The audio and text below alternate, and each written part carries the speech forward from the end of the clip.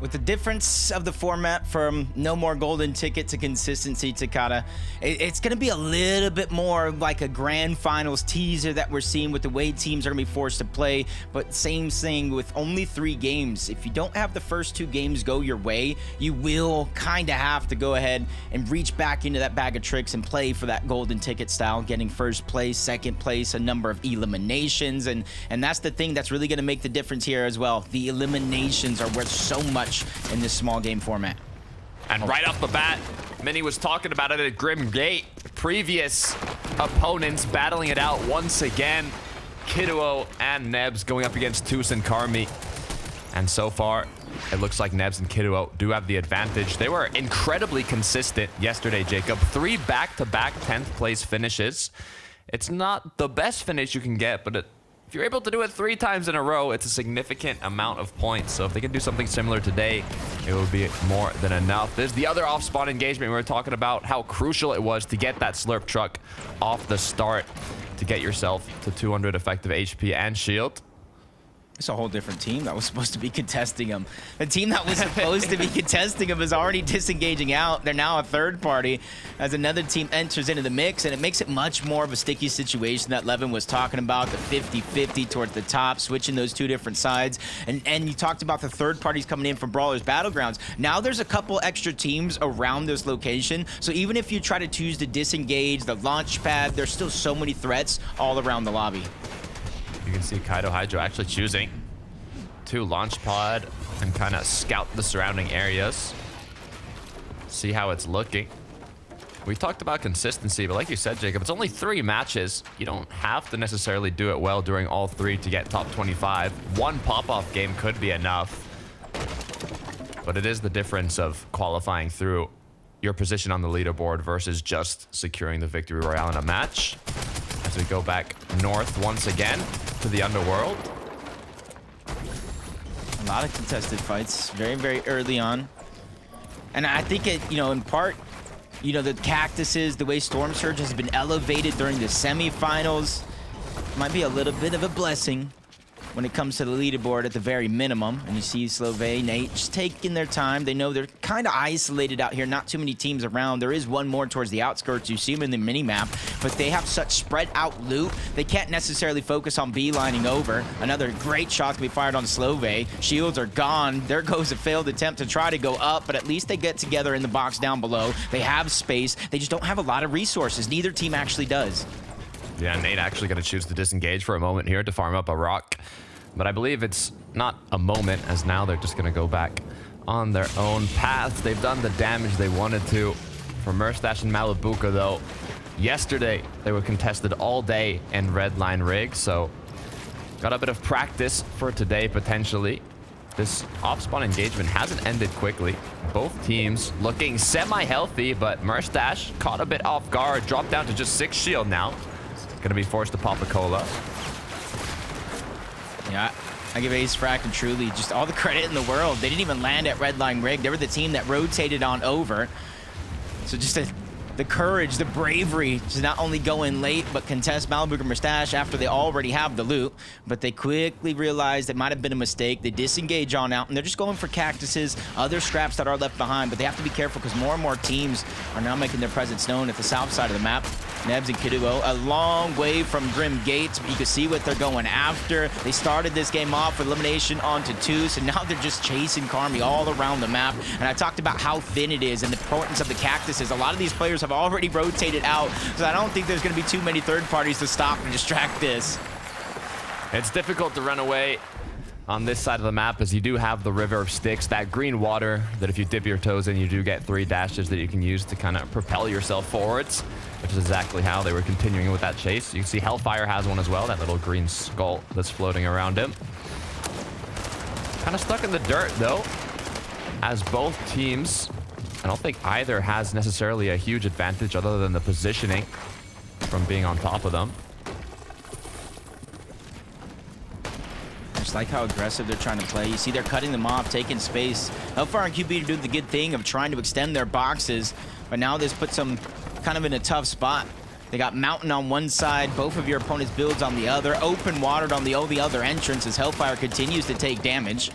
getting rough and rough scenarios. The piece control from Valorous is continuously being fought for as him and QB are just being forced in such a tight spot. A little crevice down below, but QB is trying to fight back the best that he can. There's not very many opportunities, at least ones that don't come with a big risk.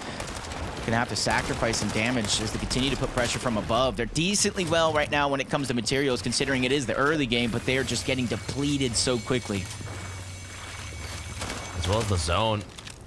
As it pulls further and further, the clock's gonna keep ticking for these players. Luckily enough, they have medkits, so they can stay in the storm for quite a while here. Being the first zones, it's not gonna tick too much, but the disengagement is gonna come through from the aggressors now.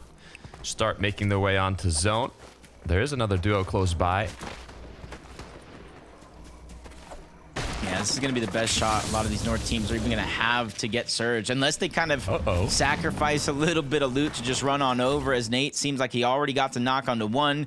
Teammates are just too separated far away. You know as well as I do, when they spawned out as solo, they kind of what is the probability we can get this before his teammate comes back? And they went ahead and take that risk. It works out for them. And since they already know Hellfire and QB are back there, they know exactly where to position themselves if they want to continue to hold that spot and use them for Surge instead of rotating in. Jakey trying to hide. As he's got two players that I'm not sure if they're hunting him down necessarily, or maybe just continuing with their loot path and he's just in the way.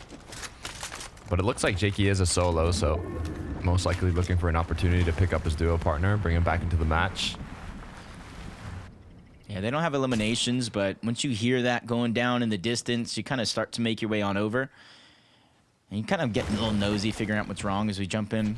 Queasy, Thomas, continuing their strategies from yesterday, landing all the way towards the north at Classy Courts, much like everybody else, rotating as south as they possibly can. And Restored Reels are some of the earliest cactuses to the north side that you can reach, and that's why Queasy and Thomas, they base up on one of the first ones they see, and they go ahead and build their Surge Tower to try to get Surge. They're not afraid to trade shots and take damage because they know the cactus is going to respawn, get that 30 HP and shield back up, and that way they can continue to get as much Surge as they can.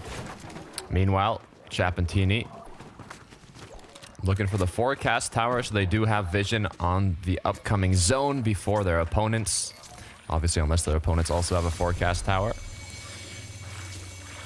So far, not too many duos boxed up around them. However, there are a lot of duos in the surrounding area, especially by Restored Reels, just like what Jacob was talking about, due to having those cactuses spawning in early that they can use to recuperate their shield while looking for that damage, those tags, to outlive the Storm Surge threshold.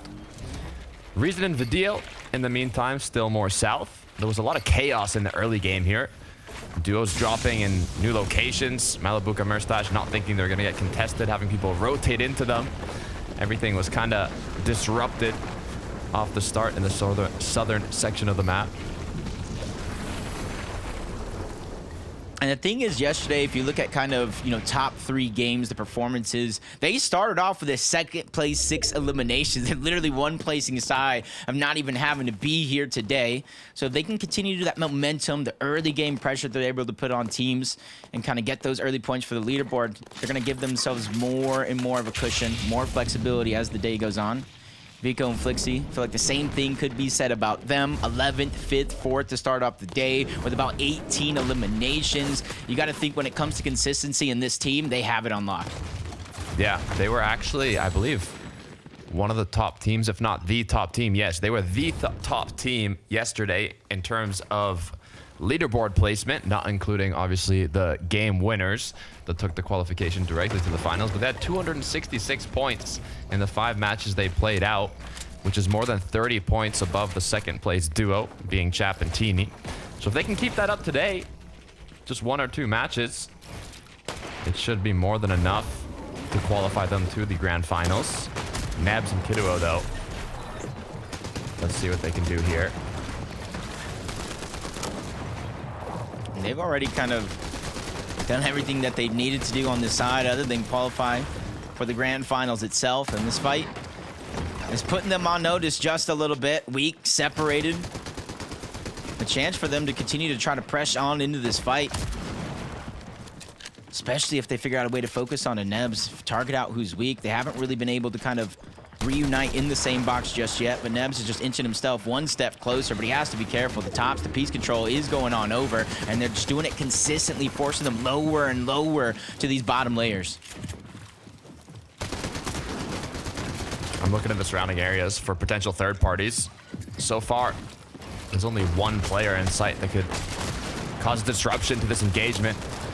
I feel like this might take a long time, but I might have spoken too soon as the aggression is on now onto Kidduo. Not going to get tagged, though. Just a couple scratches on his back. Nothing too big. As the clock keeps ticking, they do have 55 seconds until the next zone appears. I think the aggressors here up above are a little scared to go fully in. They need one of those kind of big pump shots to kind of open up that opportunity to fully aggress. So they were just taking pop shots back and forth. They did their damage. Kidduo and Nebs know they already have 3 eliminations and a decent amount of loot. They don't need to take this fight. So they were just kind of holding off inside their box, and looks like it worked out. So shortly now they should have an opening to kind of continue with their rotation. And Cade was just sitting there the whole time like, I hope they fight. I hope they fight. That was easy third-party shots for him, but the longer it takes, the more risk you do end up having to take overall. So I like the decision to disengage. They got some damage, not a bunch, but now they can continue to rotate towards the south. Get a nice position in zone. Lusha and Wheat, even though they don't have a cactus, they're using the bush to try to hide themselves as much as possible. They have 2 different bases to try to get as much line of sight as they can. But Easy is very weak. He just got revived by Thomas. Medkit is out, but the duo is now pushing over. Art Skill took some damage on the way over, and that slowed down their push just a little bit. What went wrong in this situation? Look how many duos are in the surrounding area. You have Gunbury and Emil far away on another Surge base. You have 2 duos around Thomas and Queasy. I feel like Queasy must have been knocked from afar, as Thomas did have enough time to pick him back up. But luckily enough, didn't get finished. Now recuperated their shield and HP that was lost originally, and have the opportunity to make it back into zone. And there's slurp cacti all over the map. Less and less as they continue to move towards the right side of the map. And since they're not going to respawn in the zone, there's very few that they can use if they go into that beeline path. They will have to move towards the south if Cactus is going to be in their game plan. And I don't think so, because I do think they're going to rotate, grab some elevation. They know where the zone is going. It is moving towards the snowy mountains on the east side. Depending on where Rift Island, that might be the blessing. Because if it continues to pull all the way towards the east, you got the mountain ranges, the Mount Olympus statue, a lot of different elevations that's going to cause disasters later in the game if you don't plan accordingly. Yeah, we saw one zone yesterday, I believe, that did end around the Mount Olympus side of the map, and we saw how many changes in elevation there were and how it affected these players. I kind of like it, though. I like a bit of chaos, Jacob, especially in the spectator side. If we were playing, it might be another story. But for Akira and Easy, 271 above, we did notice kind of some trends where if the zone did pull south due to being so many, or having so many cactuses, the storm surge threshold would be higher than when the zone pulls north. However, this kind of east zone, I'm not sure how it's going to affect it. Yeah, I just see Rift Island right there in the corner, the little edge, you see it. And that just leads me to believe that we're going to continue to go towards the east side of the map. So the teams that do make it there early, I feel like is going to have a little bit of advantage. But first, you got to go through Rift Island.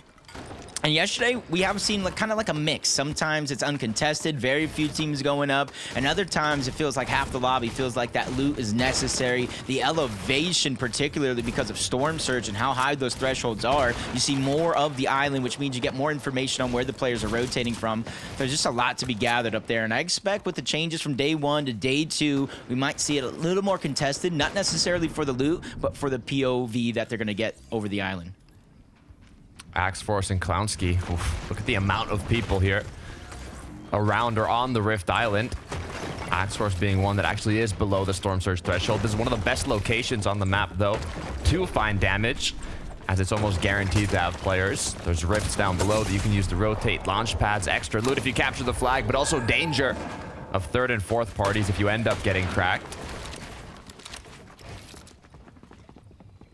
It's almost a decent sacrifice. Hey, I know I'm going to take damage. I'm just trading shots just to get above Storm Surge. And now that they are above, it does deactivate. They know exactly where they're at on that line. Of course, the threshold is going to go a little bit higher, knowing less players need to be in this lobby. But at least they know now, hey, I got to start being proactive. I got to figure out where I'm going to get my surge from. Is it on the island, off the island? They got to start enacting now. Otherwise, they're going to be down on surge, using a lot of their heals just to try to survive as more and more players make their presence known on top of Rift Island, which includes Malibuca and Mustache. Looking back at Flixie, though, we talked about it. Our most consistent duo from yesterday, Vico and Flixie, could be going down here as Vico's already been lost, but Flixie does not want to miss a single shot as he cracks both of his opponents, even knocking down one. He's turned this situation where he was at a total disadvantage into now a 1 versus 1. With the potential of taking home 2 extra eliminations. That was like worse than boxed up because he can't even break those covers to get out. It's environmental, like 500 HP, but he somehow turned the tables. And then that floor, the stair was there. He was just trapped in a corner. Flixie was just probably laughing, smiling ear to ear. Like that one was a little bit easy. And since the zone is moving away from Reckless Railways, this could be and should be an easy reboot. On to Vico. They know exactly where the loot is at. Not a lot of storm damage being taken. With 4 floppers, it's going to be an easy case for them to get back into this game. This is huge, actually. This is massive for Vico and Flixie. My only concern is getting back into the zone if there's duos boxed up already on the edge. They're going to hear that reboot, and they're going to know there's most likely going to be a duo wandering back in, so they will be taking shots at them, and they'll have to use a lot of materials, but it's definitely a lot better of a situation than getting eliminated. Reason and Vidil now, they're above. So many duos close by as well, with just a sliver of HP in a current engagement. All it's going to take is one quick shot, one quick angle. But it looks like they're going to go into a brawl here. Yeah, Snazy and Podosai was the ones kind of forcing those eliminations, but they're going to get none of the reward for it. Real Reason just pushed them off almost instantly as it happens, but if you look at their loadout, they don't necessarily need it either. 400 above the damage threshold. They're just trying to focus on this rotation, and this is where they got to make that conscientious decision. They can stall themselves here, but they have to wait for the team above them to use the launch pad and leave, or they can rotate with the Flowberry Fizz, the crash pads, and try to choose another direction, which forces out more resources out of your inventory. Take a quick look at what Mustache and Malibuca have been up to. I see Axe Force close by. I see Clownski. Quick little pickup from Mustache. Hopefully that gives them a bit of loot to continue on forwards. This is what we were talking about. Getting back into zone. You can see Yanis and Pixie are actually going to be able to pick up Asa. Nice little shots being connected by that Stinger SMG in the air. Hey, Pixie led damage in game 1 yesterday. So it's almost not even a worry for me for Pixie and Yanis, whether they're going to get through consistency or not. It's more of how high on the leaderboard I feel like these guys will end up placing. And they already got 1 elimination, high on surge. They can just focus on their rotation, much like some of these other players. As Vidil and Reason is on the other side of that coin, 86 below, still having to rotate their way in. And when they get there, more than likely, Storm Surge will start to activate. So they need to make sure that on this next rotation, they figure out a way to get damage. And that is probably the #1 way this season. Crash pad onto a team, unsuspecting. Ardskill and Shakos are now under siege, but shots are coming in third party. Even though they're above on Surge, they've now become the focus. Reason and Vidil scrambling around to make space. They're not even in the same box, but things have slowed down. They're able to grab a breath of fresh air and figure out how to reassess the situation. Hey, I'd say that was successful from Vidil and Reason, though, especially if they have the heals to recuperate what they've lost. They just needed damage. They got the damage, 150 above now. Didn't even get knocked, so got a little close, but they have some more time to breathe, and they even pulled zone here. The 7th zone, this is normally when Storm Surge hits the hardest, so that was a perfect moment to get above. Most of the lobby is even already in the zone. Luckily for a lot of these players, it does kind of slope down the mountain, so it's not going to be as drastic of a rotation as it could get in this next zone if it continues to go towards the east, maybe even towards the north, the south. As long as it has that eastern lean, it's going to be disastrous for a lot of these teams. But Marius and Sandguild, probably one of the more watched duos coming into the season overall. Marius just taking names, showing his aggressive prowess, especially in those solos. He just needs to be able to kind of formulate that same style of play here with his teammate, figure out how to get those big wins that we know we're capable of. I'm a fan of these Flowberry Crash Pad rotates, to be honest. One of my favorites throughout the different rotation metas we've seen. Merstash Malabuka now have made it into the edge of zone. They did get themselves into an engagement beforehand to recuperate a bit of loot, but now they're looking incredibly healthy. They do land red line ring, so they do have that medallion alongside a bit of mythic loot. He's continuously trading off, dropping the medallion, making sure to get the instant healing effect out of it. That way you can get back in the game that much quicker. Dealing reasons. Almost box to box with Podesai and Snazy. A good portion of these rotations towards the end of the game and still find themselves below the damage on the threshold. Vadil's taking one angle, which allows for an open opportunity for Reason, but Snazy and Podesai saw that one coming from a mile away. They don't take the bait, and now Storm Surge is active. Vadil is down, trying to go for the shot. Snazy and Podesai take advantage of that. It's going to leave Reason by himself with a tall task to try to come up with some damage here, but there's a little bit more flexibility as a solo. What's so difficult about this zone is Storm Surge not only is incredibly difficult to reach the threshold, but also you have to plan your rotations. You can see Grand Glacier, a lot of changes in elevation, so you want to look ahead and kind of see where you want to position yourself. If there's a big change in elevation, you want to get more ahead of zone. If there isn't, you got to kind of figure out some options, but all in the meantime, you have to find damage. You got players trying to get into your box because they also need damage. But then you have players like Hellfire and QB who are going to choose to take a bit of an early rotation, which is going to work out incredibly well and get themselves elevated, preparing for the potential dangerous moving zones. And now that they made a good rotation, let's see how they make use of it. Barely below the damage threshold. Any shot here will kind of put them up and ease the pressure on them. And I think that's going to be QB landing the ones that matter. You see them instantly jump 100 above that damage threshold. And that's because of that early rotation. They had the elevation to do it off the side of the mountain. As soon as the zone moved towards the northwest, it moved down the mountain mostly. You see some elevation there, still able to grab. But that opened up windows of opportunity for everybody in the lobby to try to make a play. And they were the first team to capitalize on it. Zone's going to now actually end up pulling west, so it's going to pull away from the snowy mountainous area and get closer to the reckless railways. This is a blessing for a lot of duos, but also a curse for some others. Merstash Malabuka, almost 100 builds on just Merstash. You can see it's going to permit them to kind of get more of a primed up position here for this rotate, as they are already ahead of zone.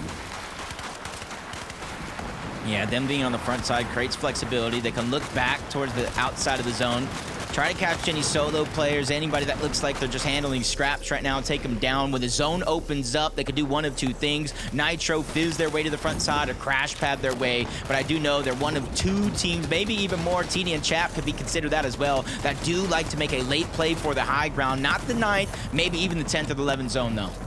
We saw how many duos played aggressively towards high in the start of yesterday's semifinals. I wouldn't be surprised if we see something similar today, especially with the amount of duos up in this current lobby that like fighting for that high ground. So far, no clear height has been claimed. There are players up top, but they're not trying to hold on to it very strongly. Thomas HD and Queasy, though, a lot of difficulty yesterday in the mid game.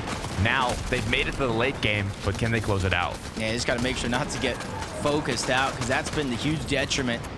They don't necessarily go down because of Surge. It's more other players around them that aggress into their box. They become the focus. And now that they have elevated themselves more than enough, not too many teams on that same layer.